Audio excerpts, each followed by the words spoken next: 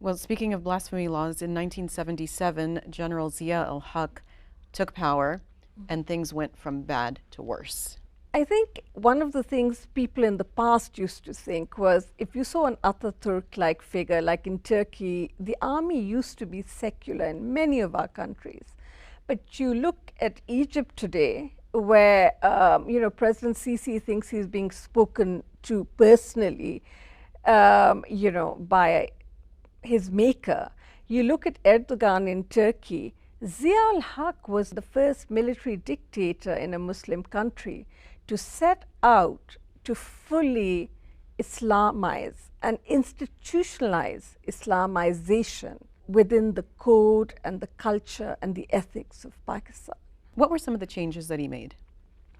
Well, for women, number one, the first thing that somehow religious bigots always do is go after women, somehow putting women in their place.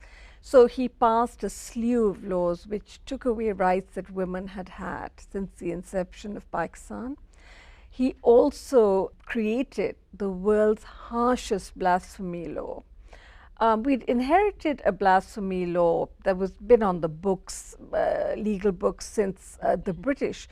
But that blasphemy law protected people of all religions and all faiths to be protected against anybody showing hatred towards you, whether you were Christian or Buddhist or Hindu or Muslim.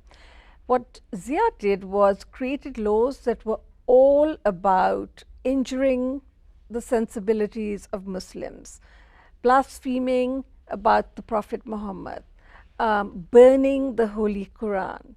So most of the people that you see imprisoned usually actually have not done any of these things, but any neighbor who wants to take over a house or an expensive piece of church property has to just bring up an allegation of blasphemy. What's the end game for the Islamists? Like, once they, quote, purify Pakistan from Christians, from Hindus, from Shias, what then?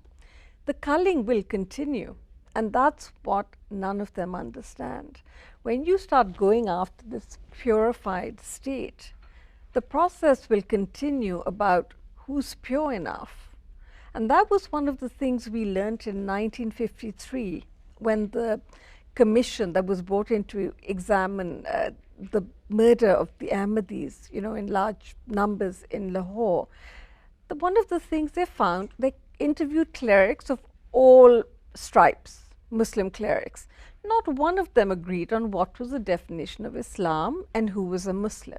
This was in 1953. We've learned nothing.